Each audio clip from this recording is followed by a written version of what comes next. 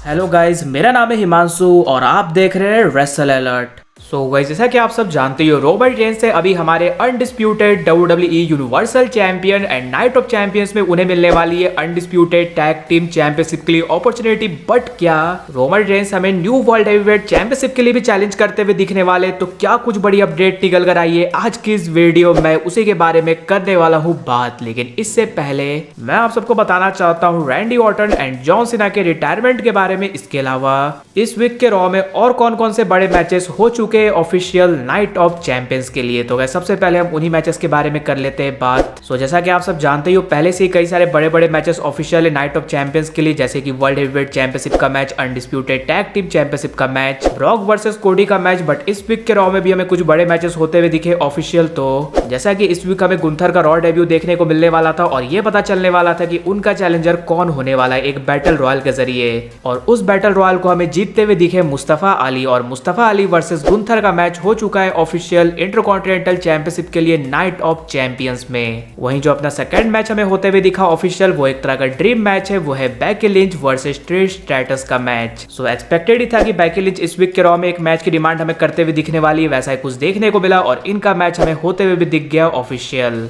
Guys, यही वो दो मैचेस थे जो कि हमें ऐड होते हुए दिखे night of champions pay per view के लिए। वैसे आपको क्या लगता है इन दोनों मैचेस में हमें किसकी किसकी जीत होते हुए दिख सकती है? वो जरूर से नीचे कमेंट कर बताना। इसके बाद अपने नेक्स्ट अपडेट के बारे में बात कर ली जाए, जो कि जुड़ी हुई है Randy Orton and John Cena के रिटायरमेंट से। जैसा कि आप सब जानते हो, दोनों सुपरस्टार्स को फैंस काफी ज्यादा पसंद करते। एक रह चुके हैं टॉप बेबी फेस और एक रह चुके हैं टॉप हील। बट इनसे रिलेटेड कुछ बैड न्यूज निकल कर आ चुकी है। सबसे पहले रैंडी ऑर्टन के बारे में बात कर ली जाए तो आप सबको पता ही है, रैंडी ऑर्टन को जो बैक इंजरी हुई थी उससे रिलेटेड काफी कुछ अनक्लियर थी चीजें। कभी लग रहा था रैंडी ऑर्टन का रिटर्न नेक्स्ट वीक ही हो जाएगा, कभी और कुछ अपडेट निकल कर आ जा रही थी। बट गाइस, अब रैंडी ऑर्टन के फादर ने दिया है इससे रिलेटेड कुछ अपडेट, और उन्होंने कहा है कि डॉक्टर्स ने मना कर दिया रैंडी ऑर्टन को रेसल करने के लिए, एंड उन्होंने कहा है उन्हें रिटायर होने को। यानी कि WWE डॉक्टर्स अलाउ नहीं कर रहे रैंडी ऑर्टन को रेसलिंग करने के लिए। बट हाँ, गुड न्यूज ये है कि रैंडी ऑर्टन करना चाहते हैं, इसलिए वो काफी जल्द रिकवर होने की कोशिश करेंगे। यानी कि जो हम सब एक्सपेक्ट कर रहे थे कि समर स्लैम के आसपास रैंडी ऑर्टन का रिटर्न होगा और उनकी जो अनफिनिश्ड बिजनेस है ब्लड लाइन के साथ वो कंटिन्यू होते हुए दिखेगी, ऐसा कुछ भी हमें देखने को नहीं मिलने वाला।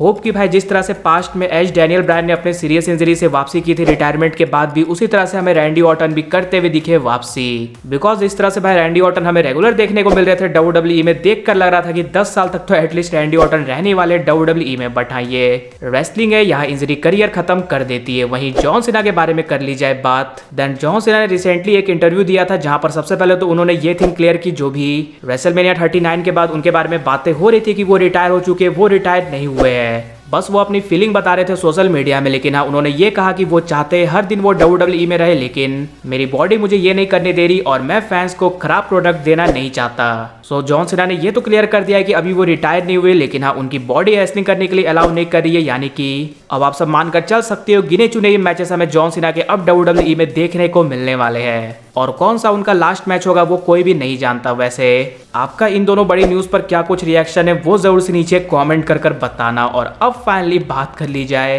रोमन रेंस क्या हमें वर्ल्ड हेवीवेट चैंपियनशिप के लिए भी चैलेंज करते हुए दिखने वाले? तो आप सबको पता ही है, रोमन रेंस ने 2020 में रिटर्न करते यूनिवर्सल चैंपियनशिप जीती, उसके बाद फिर रेसलमेनिया 38 में WWE चैंपियनशिप, और वो बन गए अनडिस्प्यूटेड WWE यूनिवर्सल चैंपियन। और फिर लास्ट स्मैकडाउन में हमें काफी बड़ी अनाउंसमेंट होते हुए दिखती है कि Roman Reigns and Solo Sikoa compete करने वाले एक टैग टीम मैच में Sami Zayn and Kevin Owens के against undisputed tag team championship match में। यानी कि रोमन रेंस हमें अनडिस्प्यूटेड टैग टीम चैंपियंस भी बनते हुए दिख सकते हैं नाइट ऑफ चैंपियंस में। और जैसा कि आप सबको पता ही है, रोमन रेंस के 1000 डेज भी कंप्लीट होने वाले as universal champion night of champions में। तो फैंस तो यही होप कर रहे हैं कि वो टैग टीम चैंपियंस तो बनने वाले उस बड़े दिन, बट वो क्या हमें काफी जल्द वर्ल्ड हेवीवेट चैंपियन भी बनते हुए दिखने वाले हैं। तो जैसा कि आप सबको पता ही, ट्रिपल एच ने ये बात क्लियर कर दी थी, रोमन रेंस अभी इस वर्ल्ड हेवीवेट चैंपियनशिप के लिए एलिजिबल नहीं रहने वाले, जिसकी वजह से वो हमें टूर्नामेंट में भी देखने को नहीं मिले। लेकिन हाँ, एक काफी बड़ी अपडेट निकल कर आई है कि आने वाले टाइम में हमें फॉर्मर वर्ल्ड चैंपियंस भी फिर से बनते हुए दिखने वाले हैं वर्ल्ड हेवीवेट चैंपियन। इस चैंपियनशिप को रेलेवेंट बनाने के लिए एंड उस लिस्ट में जरूर से रोमन रेंस का नाम भी है। और आप सब नोटिस कर ही रहे होंगे,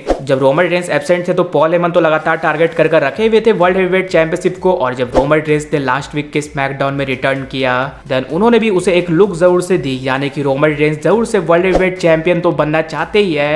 और जो सबसे बड़ी अपडेट निकल कर आई है रोमन रेंस से रिलेटेड, वो कुछ फैंस को खुश भी कर सकती है एंड कुछ को नाराज, क्योंकि गाइज ऐसी अपडेट्स निकल कर आ रही है कि WWE प्लान कर रही है रोमन रेंस को एज अनडिस्प्यूटेड चैंपियन ले जाने के लिए नेक्स्ट ईयर के रेसलमेनिया में, साथ ही साथ उसके बाद वाली रेसलमेनिया यानी कि रेसलमेनिया 41 में भी, यानी कि 2025 के रेसलमेनिया तक हमें Roman Reigns as undisputed champion देखने को मिल सकते हैं। WWE के अभी यही प्लान्स है। सो अगर कुछ ऐसा होता है तो भाई रोमन रेंस कई सारे रिकॉर्ड्स हमें तोड़ते हुए दिखेंगे एंड इम्पॉसिबल तो देखकर नहीं लग रहा है, क्योंकि जितने दिन से रोमन रेंस चैंपियन है उतने दिन से कम ही और उन्हें रहना है, इसलिए ऐसा जरूर से हो सकता है। और क्या पता अनडिस्प्यूटेड चैंपियन रहते ही हमें रोमन रेंस बनते हुए दिखे वर्ल्ड हेवीवेट चैंपियन। सो आप सब कह सकते हो अभी रोमन रेंस के पास और भी चैंपियनशिप की बारिश होने वाली है, लेकिन आप सब मुझे ये कमेंट कर जरूर से बताना आपके अकॉर्डिंग क्या रोमन रेंस को 2025 तक चैंपियन रहना चाहिए या फिर नहीं। इसके अलावा अगर वीडियो पसंद आएगी तो वीडियो को भी लाइक कर दीजिए और चैनल को सब्सक्राइब करने के साथ साथ उसके बगल वाले बेल आइकन को भी जरूर प्रेस कर दीजिए। तो मिलते हैं गाइस अगली वीडियो में।